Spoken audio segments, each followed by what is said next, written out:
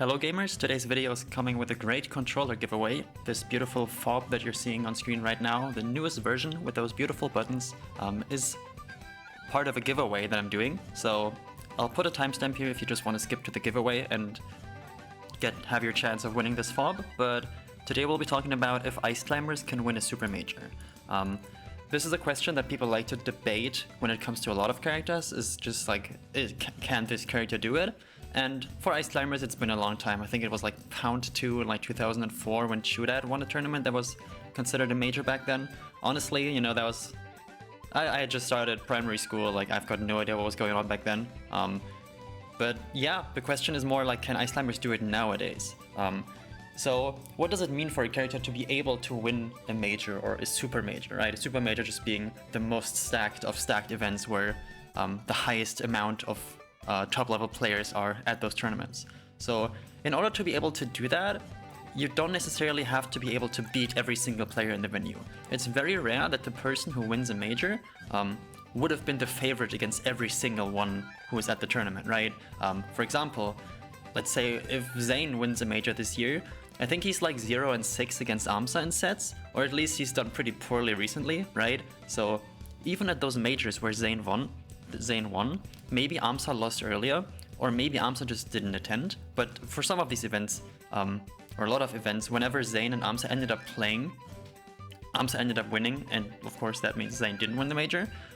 But you probably still wouldn't say that Marth isn't able to win a super major, right? You can maybe argue that Marth isn't solo main viable if it just becomes impossible for any Marth player to ever beat Amsa again. And let's say Amsa retires and a different Yoshi pops up who's similarly good, and just Marth never ever wins a set against Yoshi again. You could argue, if your argument is you have to be able to beat everyone to be solo viable, then Marth might just not be that. But I think he is, and I think a character is solo main viable if you can realistically win a major with them, right? So, you know, Sheik players, even the best Sheik players, might still struggle against Ice Climbers, against the best ones, and might have to use a secondary for it. But I still think that, realistically, you're not gonna have to play against Ice Climbers at every tournament you go to. You know, if your character can't beat Fox, that's a different thing. There's usually gonna be at least one very good Fox you have to beat in order to make it far in the bracket. So that's a different thing. But if your character can't beat Bowser, there's like 1 out of 5,000 players who's just that good with Bowser, the chance of you running into them is somewhat low, especially if other characters are good at handling that character, right? So Ice Climbers might be bad against Peach or Puff, but if the Puff and Peach players just aren't doing that amazing at the moment, that makes it easier for Ices, and that makes it easier for them to win a major as a solo main. Yeah, like I said, if you want to win a major, you just need to be able to beat what's in front of you. And let's say the entire top 10 is at a tournament, right? Let's say you're the first seed, you're Zain right here. Let's say the entire top 10 is at a tournament. In winners quarters, the first seed generally has to play against the 8th seed of the tournament, which, if we just go by SSBM Rank Summer, Zain would have to beat, I think it's Wizzy? Yeah, it's Wizzrobe, right? So let's just assume that us Ice Climbers, or an Ice Climbers player, has this kind of bracket. Like, they're the first seed of the event, they have to play against the 8th seed. So that might be doable, right? Like, I've beaten Wizzy this year. I don't think it would be easy if we played again. I think he'd still be the favorite, but it's definitely doable. That has been proven, right? I'd like to think that if a player gets beaten once in a matchup, then it means that, sure, you know, unless there's very strange circumstances, like someone, you know, they break their arm right before the set and then they just cannot move at all, right? But if it's a proper regular set where there's no obvious thing going wrong, I like to think that one win means it is doable and it can happen again. So this would be a match that is doable, right? Of course you have to make it to winners quarters, we'll talk about that in a bit, but that would be your first difficult match. The next difficult match would be against the 4th seed of the tournament, which in this case would be Amsa. And, you know, it could be Jmook, it could be Mango, whatever. Even this scenario where it's Amsa, I also think this is doable. I've played against Amsa this year. I've never played against a top 100 Yoshi in my life. You know, not even just Amsa or a top 50 Yoshi, but not even a top 100 level Yoshi. And I was able to take Amsa to game 5 by just, you know, playing him for the first time, and it felt very doable. So I think this would also be doable. And then in winners finals, you'd have to play against, you know, probably the second seed of the event if everything goes according to seeding, which is Cody Schwab, who I beat this year. Again, if I played him again, I'd give myself like maybe a 20% chance of winning, because I just think he's a lot better than me, and he's also a lot better at the matchup. And I think everything that could go right went right for me when we played at Dawn Park.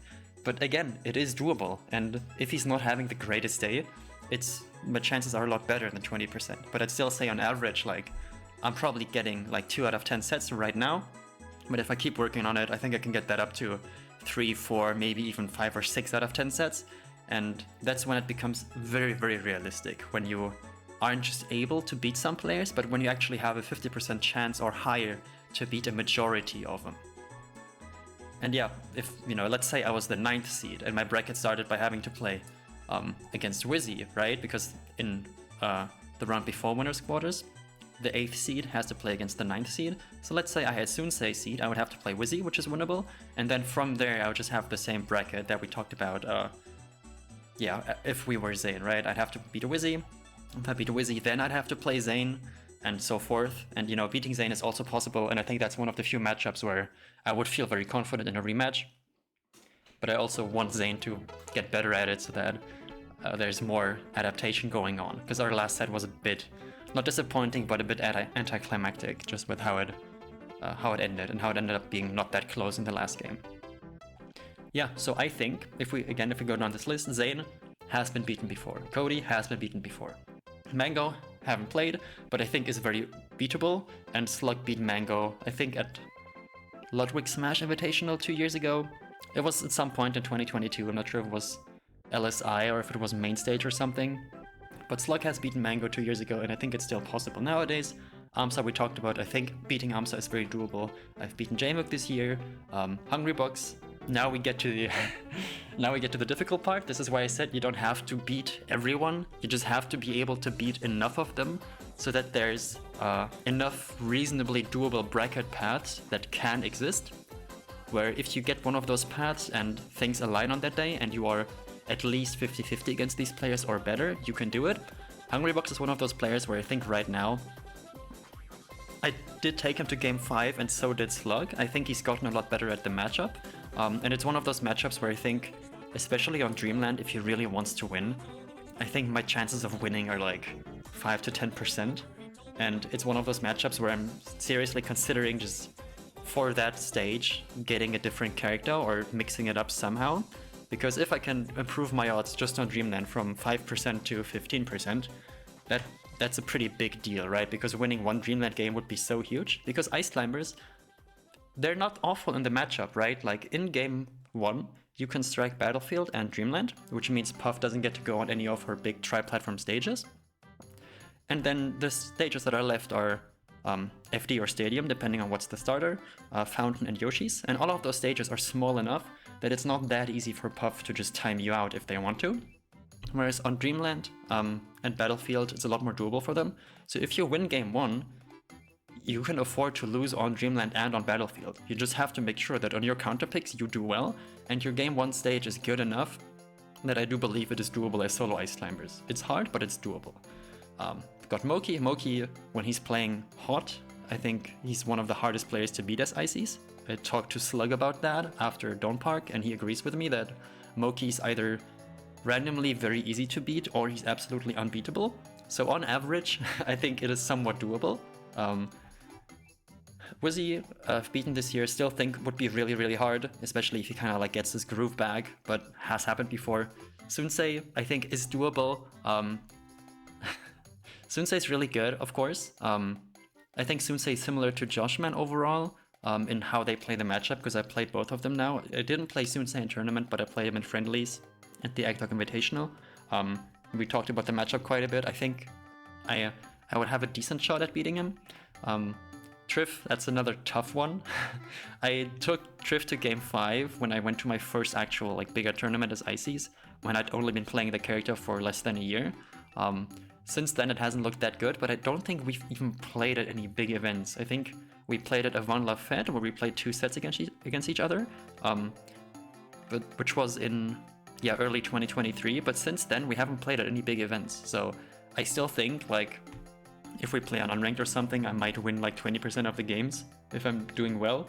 And if we ever get like random to Dreamland, he'll just quit out instantly because he knows how he would play on that stage in tournament, which would just be uninteractive, and he doesn't want to do that in friendlies, I guess.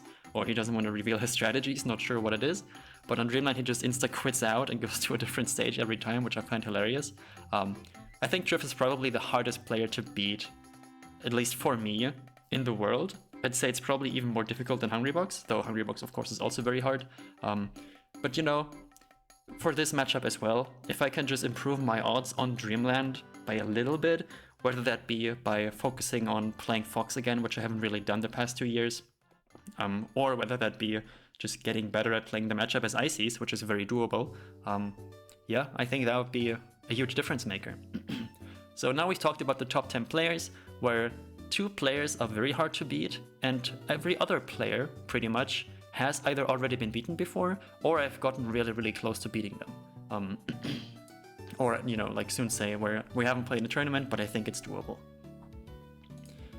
If we go down the 11 to 20 range, we've got Joshman, whom I've beaten. We've got Spark, who's good against... He's very good at Sheik versus Ices, but I still think I'd feel confident in having to play Spark in tournament. There's Axe, whom I've beaten this year. There's Salt, whom I've lost to, but I think I've gotten a lot better at the matchup. I still don't think I'd be favored, but it's doable, right? Aklo has improved a ton, but my set against Aklo also looked very doable, right? Like 2 last stock games where it was like last hit and he barely clutched them out. So that's doable. Kondorin doesn't do that amazing against Ices, at least recently. Is beatable. So yeah, you know, with these players, also if I have beaten this year, it already gets a lot easier. SDJ, of course, is very hard because SDJ is just a very good puff player and also very good at the matchup. And our set might have not have looked that good, but it was mostly because I lost the first game because I wasn't really ready. And then I knew that I was down in the counterpick war, and I was kind of unsure on what I wanted to do in the rest of the set. If I wanted to maybe try going Fox, but not really. I think SDJ is hard to beat, but I also think it's doable, and there's a lot of stuff I can do better in the matchup. So, you know, top 20 players, there's like 3, maybe 4 people where I think I'd be like, not, where I would give myself like less than a 40% chance of winning right now. And with that, there's plenty of realistic bracket paths that I could go through to win a major, right? Even if we just look at who I beat at Don't Park. Let's say, you know, I have to play, I don't know, Ossify, you know, in the round of 32 or something, beat Ossify. Next up, might get like Axe or something. Can beat Axe, can beat Spark, can beat have beaten Joshman, have beaten Axe. And then, you know, I just have to get, like, once I'm in top 8, I pretty much just have to get 2 good draws, right? Let's say winner semis, I'm playing against, I don't know, Zane. That's great, beat Zane. Then I'm in winners finals. I don't know, beat Mango. You know, obviously, I'm not saying I would do these things or like I would be the favorite, but it's a possibility. I beat Mango, and then in Grands, Mango beats, I don't know, Cody in losers finals or Zane, and then I play Mango again. And if I can then win one more time, it's possible. I'm saying that I could do it. I also think that any other Ice Climbers player could do it. I also think other Ice Climbers players might do better than me in a lot of these matchups. Right now, I think I am probably the best Ice Climbers player, but, you know, Moth and even Slug and, you know, all the other good ICs, they have stuff that they're really good at that I'm not quite as good at yet. I'm obviously always trying to copy what they do well, and hopefully I can learn from that and improve my matchup spread even more. But it is possible, I think, for Ice Climbers to have a bracket path where they win a major or even a super major, and I think it's not just like 1 out of 1,000 bracket paths where this could happen. I think it's super realistic to happen more often than like once a year. It could even happen, like someone could just win 2 or 3 majors in a row. Of course, if, you know, let's say I play against H-Box, I win game 1, he goes Dreamland, I pick Fox and I lose the game, but I still win the set with Ices. Like, I'm sure there's gonna be a hot debate on whether this was a solo Ice Climbers main win, right? I think if you lose a game with a secondary, I don't think the secondary should really count. But that's just my take on it. And I don't think, you know, that's how it's gonna go. But I believe it is possible for Ice Climbers to win a major or a super major, and my goal is to be the person who does that.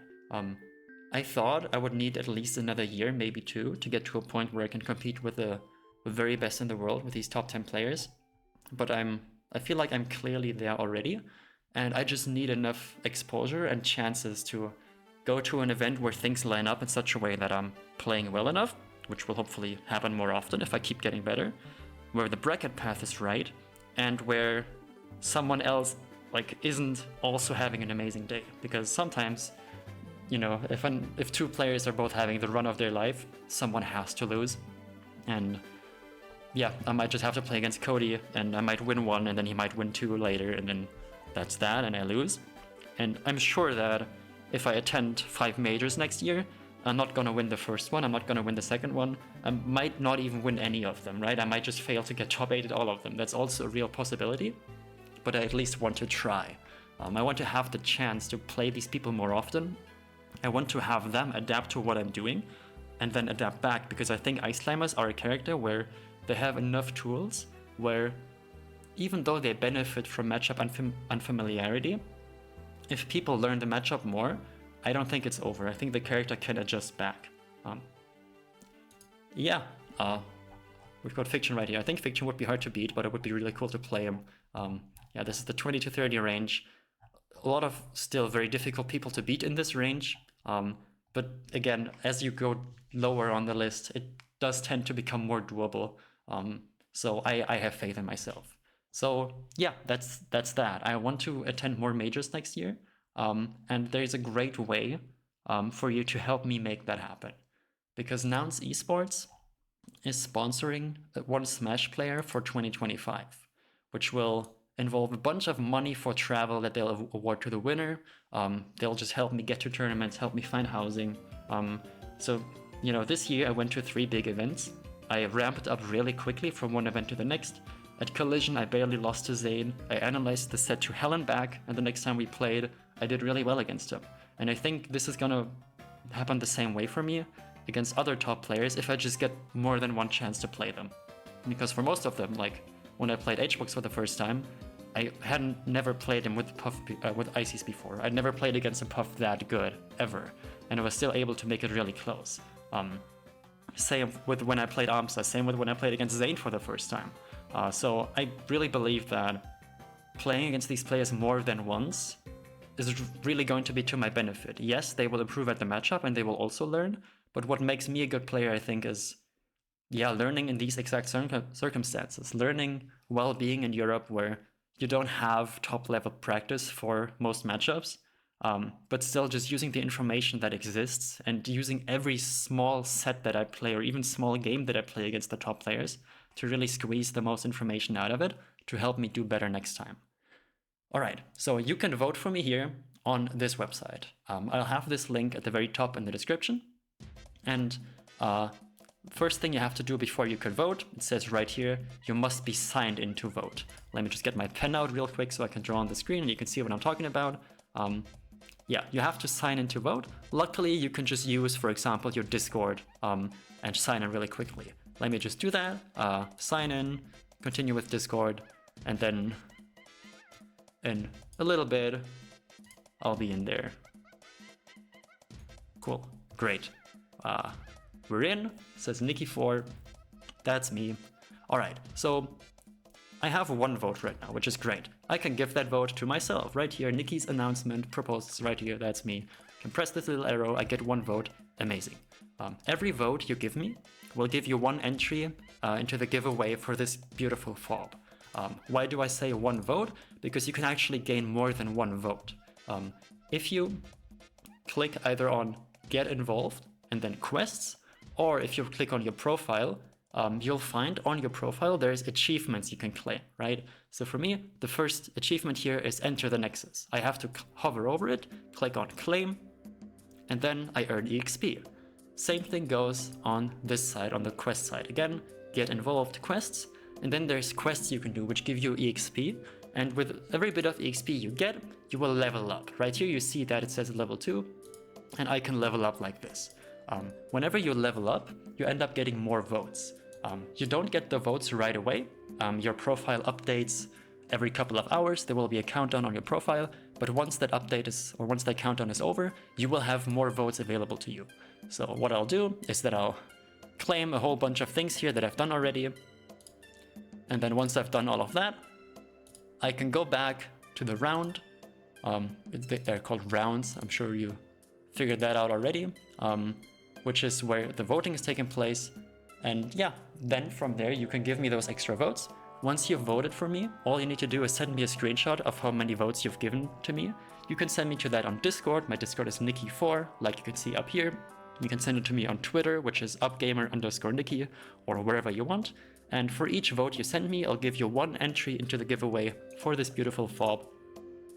Yeah, just, make sure that you do the quests right here, get involved quests. Make sure you go on your profile and then claim your achievements to gather EXP. And make sure that once your profile is updated, you check the page again, use your additional votes, and yeah, send me a screenshot so that you can have a chance at winning this beautiful fob. What you can also do is that I'm also giving away a free Melee lesson. If you are interested in doing a Melee lesson with me, you can just, send me the same thing. I will be raffling both the controller and the Melee lesson together, or rather at the same time. So one person will win the controller, one person will win the lesson. If you don't want to do the lesson, you can just gift it to a friend of yours, or you can just ignore me and then I'll give it to the next person. But yeah, this is what would really help me get involved as much as possible, because I think I can add a lot of value to the top 8s of the big tournaments, and I think it would be cool to have a new character consistently show up in those top 8s. And I'm sure it will get boring if I do well enough, which is my goal, but especially the first couple of times. Hopefully it'll stay really fun. Alright, thank you all so much for watching, for listening. I think Ice Climbers can win a major, and I think I'm in a position where I can do it next year. And by claiming achievements on your page on the Nouns website, and by doing quests, you can help me attend a lot more tournaments next year. I'd love to go to at least 6 majors next year, which would be twice of what I did this year. And yeah, having the sponsorship from Nouns would make all the difference for me and would really allow me to, go to as much as I can, and it would help me just plan out the year a lot better. I'll be busy writing my master's thesis in the beginning of the year, but once that's done, which will be by April, that's when I'll really be able to go to everything. And I hope that with your help, I can plan my year in such a way where I can hopefully go to Genesis in February and then go to everything else that happens in April and after. Thank you so much for watching. Thank you for considering to vote for me. I'll make another really shorter tutorial on how to vote for me later, so that people can just see that, don't have to watch the entire video. Let me know what you think, if Ice Climbers can really do it, if Ice Climbers are solo main viable, if they can even win a major. Maybe you just think I'm wrong. Love to hear your thoughts on it, but also thank you so much for opening this link and considering to vote for me. This is really a big deal for me, and I'd hella appreciate it. I need the help traveling over from Europe. It's expensive, it takes a long time, and yeah, I'll take whatever I can get. Thank you so much, bye!